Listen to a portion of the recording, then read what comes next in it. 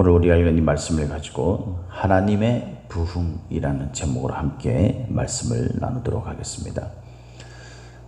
부흥이라는 것은 모든 그리스도인들, 모든 교회가 아마 꿈꾸고 소망하는 것이 아닐까 그런 생각을 가집니다. 저도 마찬가지고 우리 교회도 마찬가지고 우리 성도 여러분들도 마찬가지일 겁니다. 우리에게 부흥이 있으면 참 좋겠다. 부흥. 그런데 우리가 읽은 이 본문 말씀을 통해서 우리가 바라는 그 부흥이 뭔가라는 겁니다. 우리가 잘 아는 이 하박국의 이 말씀에 여기 나오는 그 내용들을 가지고 뭐 찬양도 나오고 뭐 또 우리가 익히 많이 암송하기도 하고 하는 그런 구절들이 있죠. 그죠? 우리가 하나님 앞에서 우리 자신의 삶이나 아니면은 우리가 속해 있는 뭐 가정과 또 교회 공동체 뭐 이런 데가 다 부흥되기를 원하죠. 부흥을 실현하는 사람 세상에 있겠습니까? 아무도 없습니다. 그죠? 누구든지 다 부흥을 꿈꾸고 이 부흥은 어쨌든 더 성장하고 풍성해지고 결과가 좋고 뭐 이런 다양한 의미를 품고 있죠.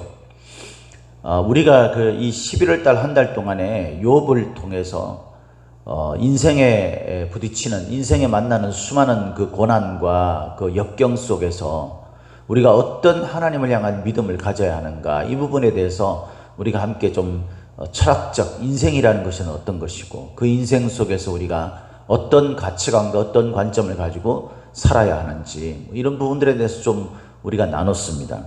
그리고 이 하박국은 세상의 이 잘못된 부조리 뭐 이런 것 뭐 욥기서에도 그런 의미가 많이 나타나고 있지만 그죠? 이런 우리가 이해할 수 없는 그런 어떤 현상, 그런 일들, 우리의 가치관으로 올바른 의와 그 악, 이것이 분명한 어떤 그 선악의 그런 구분이 있고 또 그것에 따르는 결과가 있는 그런 것에 대해서 사람들이 일반적으로 기대하고 또 생각을 하는데 그런 원리가 사실 돼야 되는데, 그죠? 그런데 세상은 그렇게 흘러가는 게 아니라 악한 것들도 잘 되는 것처럼 보이고 오히려 의롭게 살려고 할 때에 더 힘들어지는 것 같은. 그래서 우리가 누구나 보기에 좋은 그런 넓고 평탄한 그 길을 따라서 가려고 하는 그런 어떤 욕구, 이런 것들이 일어나는 상황 속에서 이 끊임없이 하나님 앞에 질문하고 하나님 앞에 그 답을 얻어보려 해가지고 결국 우리가 원하는 즐거움과 평안함, 기쁨, 우리가 원하는 부흥과 하나님이 원하는 부흥, 하나님이 우리에게 주시는 즐거움과 기쁨은 분명히 그 색깔이 그 의미나 가치가 다르다라는 것을 우리가 깨닫게 되는 거죠.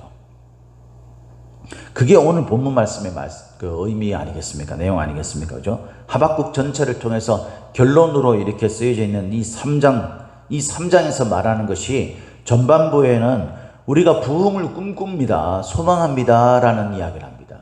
그리고 이 부흥에 대한 이야기를 이 중반부는 이 하나님은 얼마든지 이룰 수 있는 대단하신 분이시다. 절대자 하나님, 뭐 이런 의미가 이제 쓰여져 있죠.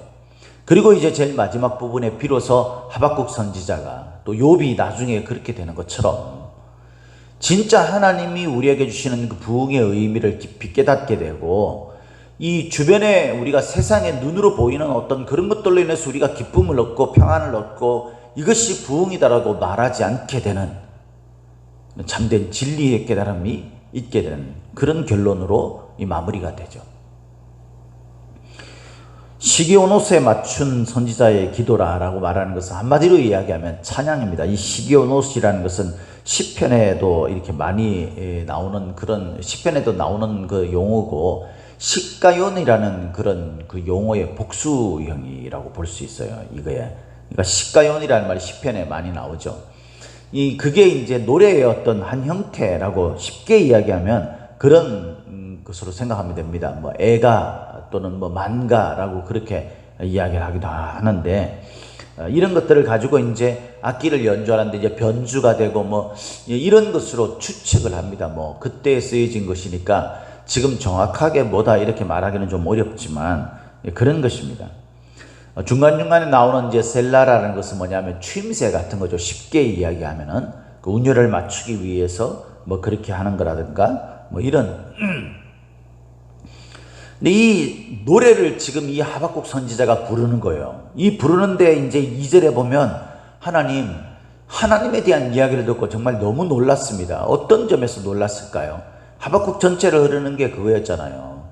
이 신바벨론이라는 이 악한 나라가 그래도 하나님의 선택된 백성, 하나님 앞에 이 약속되어진 그런 언약의 백성인 이 이스라엘이 좀 잘못했다고, 이 악인들이 그 의인인 이스라엘을 괴롭히고 침략하고 이렇게 멸망하려 덤벼드는 것이 옳으냐, 이것이 하나님이 하신 일이라면 이해할 수 없다라는 그런 말이죠. 그런데 그 하나님 앞에서 불평하고 부정적인 그런 말을 내뱉던 이 하박국이 하나님의 절대적인 그런 음성을 듣고 그 하나님의 절대적 권위와 능력과 그 의로우심을 이제 비로소 깨달아가면서 이제 그것에 대해서 너무 놀랐다라는 거예요. 그래서 하나님이 말씀하신 이 약속들이 온전히 성취되기를 바랍니다. 그래서 우리가 2장 어제 말씀 살펴본 것 중에서 이제 뭐 의인은 믿음으로 말미암아 살리라라는 말과 또 이것이 정한 때가 오면은 그때가 되면 이것이 완전히 이루어진다라는 그런 거. 그래서 20절에 오직 여호와는 그 성전에 계시니 온 땅은 그 앞에서 잠잠해라 라고 이렇게 말씀하시는 이 하나님의 말씀을 듣고 그 마음속에 이제 막 깊이 깨닫게 되는 거죠. 그래서 이런 여러 가지를 듣고 자기 마음속에 일어나는 생각이 뭐냐면, 하나님이 이런 분인 것을 다시 한번 깨닫는데 너무나 두려웠습니다. 이것은 이제 무섭다 이런 말이라기보다는 경외심이 막 우러나게 됩니다. 경외심이. 그러면서 하나님이 약속하신 이 일들이 속히 이루어졌으면 좋겠습니다 라고 말하는 것이 2절 말씀이죠. 그러면서 우리들의 이 연약한 모습을 본다면 우리가 어떻게 이 부흥을 이루어갈 수 있겠습니까? 하나님의 긍휼로, 하나님의 긍휼만이 답입니다. 그렇게 이야기를 하는 거예요. 하나님은 이 일을 충분히 이룰 수 있는 그런 분입니다. 우리가 믿는 하나님은 아무것도 할 수 없는 그런 어떤 막대기 같으신 분이 아니죠. 세상의 우상들은 사람이 만들어 놓은 어떤 존재에 불과한 것이고 그것들이 할 수 있는 것은 없어요. 우리가 진짜 믿음을 가지고 있다면 살아계신 천지 만물을 창조하시고 지금도 운영하시고 마지막 심판하실 그 하나님을 우리가 믿고 있다면 그 하나님의 권능이 얼마나 절대적이고 대단한 건지 그것을 우리가 믿고 있지 않습니까? 그렇다면 여러분, 우리가 지금 현재 겪고 있는 어떤 일들이나 환경이나 우리가 그것이 뭐 외적으로 보이는 것이나 아니면 심리적인 압박이나 마음의 상처나 이 모든 것들이 하나님이 하시는 일이라면 하나님이 약속하신 의인은 믿음으로 말미암아 살게 될 것이고, 반드시 하나님은 드디어 온다고 생각하겠지만 반드시 하나님은 그 일을 하나님이 정한 때에 이루실 것이다 라는 믿음이 또한 저희들에게 있다라는 사실이에요. 믿습니까?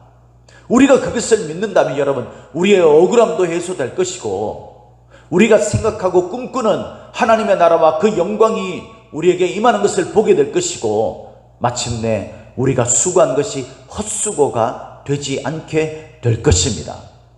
우리가 그 믿음을 가지고 있지 않습니까? 그러니까 지금 우리 눈앞에 보이는 어떤 현실의 문제를 가지고 우리가 일희일비하면서 그렇게 살아서는 안 되는 거예요. 우리 속에는 믿음이 있기 때문에 하나님은 그 일을 얼마든지 이룰 수 있는 분이잖아요.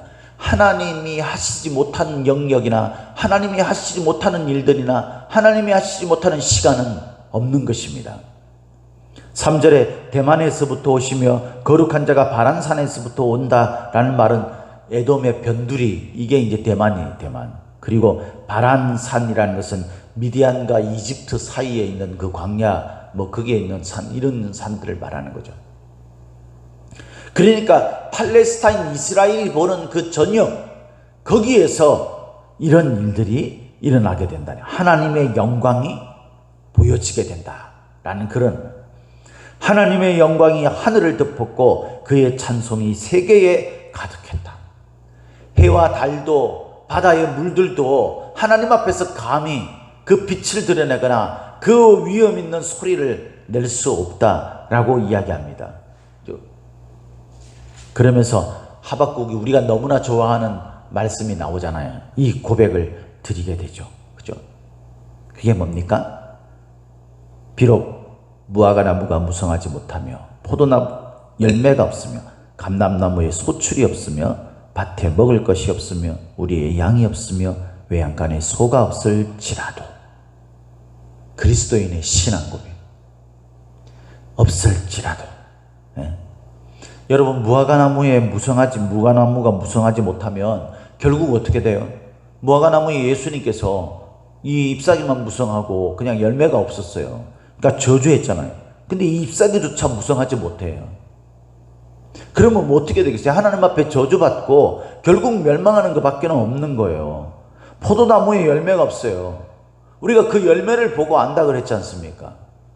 이것이 단순히 우리의 어떤 외적인 풍성함, 세상 사람들이 돈 많이 벌고 잘 먹고 잘 살고 큰 집에 살고, 예? 명품 몸에 두르고 이렇게 사는 그런 것들에 대한 어떤 풍성함만이 아니라, 그런 것들에 대한 어떤 결핍만이 아니라 우리에게 있는 우리의 심적인 것과 나아가서 우리의 영적인 것까지 이게, 예? 그래서 가만히 묵상해 보면 이 무화과나무나 포도나무나 감람나무, 이 모든 것이 이스라엘과 관련된 그런 것들이죠. 예? 이것들이 없다고 할지라도 라는 거예요.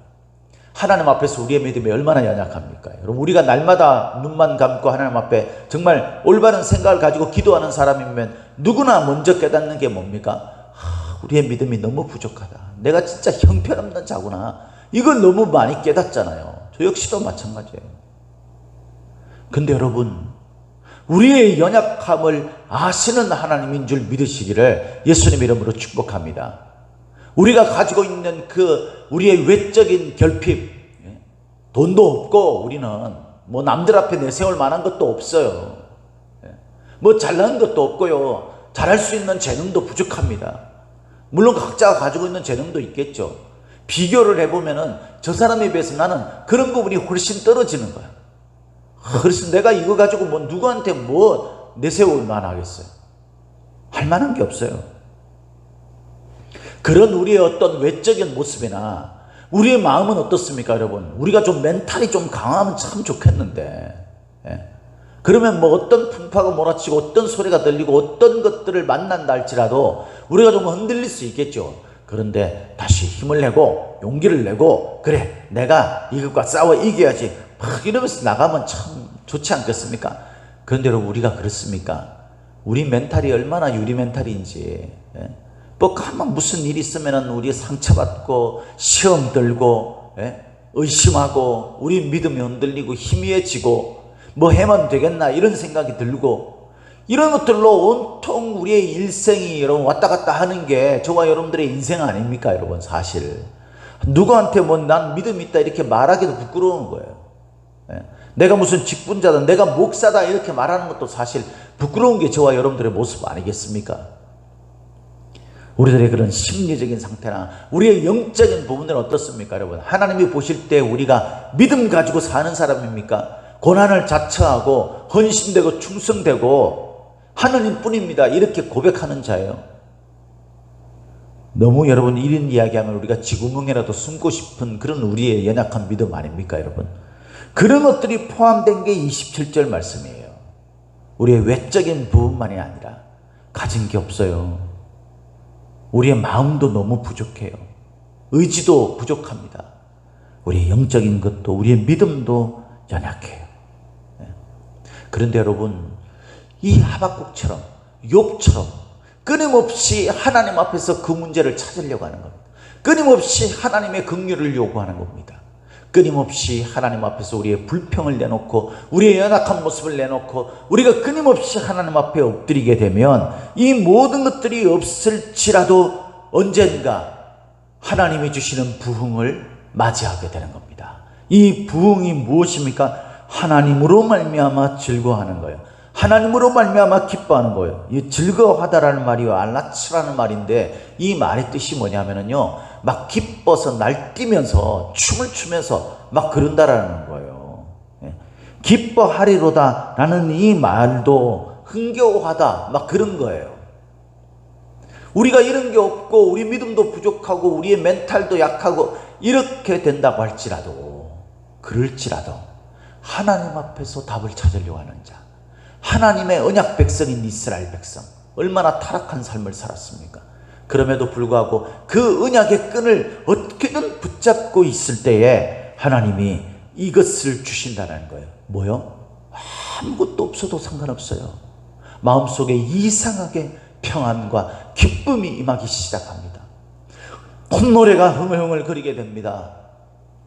저는 믿음 생활을 올바르게 시작하고 하나님을 만나고 난 다음에도 많은 시험을 겪은 사람이고 그 속에서 많은 실패를 경험한 사람입니다. 제 연약한 그런 심리적 상태나 제 멘탈도 약하고 그랬던 사람, 내세울 만한 것도 없고 실수도 많이 했던 그런 사람. 그런데 여러분, 지금 돌이켜서 이 말씀을 묵상하며 생각해 보면 제가 처음 예수님을 만났던 그때에 제 과거에 하나님을 알지 못하고 그냥 껍데기만 교회 다녔던 그런 신앙의 삶에서 돌이켜서 내가 진짜 제대로 예수 그리스도를 만났을 때에 저도 모르게 세상 노래 좋아했던 제가 저도 모르게 흥얼흥얼 콧노래를 찬양을 부르고 있더라고요. 주변 사람들이 말해줘가지고 알았어요. 제가 실패하고 넘어지는 속에서 다시 회개하고 돌이켜 돌아왔을 때 제 안에서 가장 먼저 회복된 게 뭐냐면요, 하나님을 찬양하는 거예요. 우리 환경과 조건이 바뀌어서가 아니에요. 하나님을 찬양하는 것을 회복하게 된 거예요. 하나님을 믿는 신뢰가 회복하게 되는 겁니다.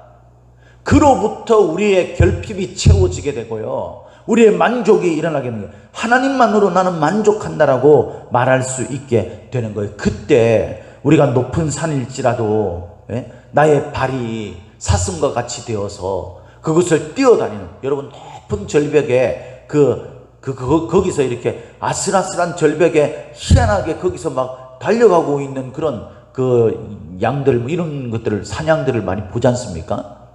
그런 기적 같은 일들을 이룬다라는 거예요.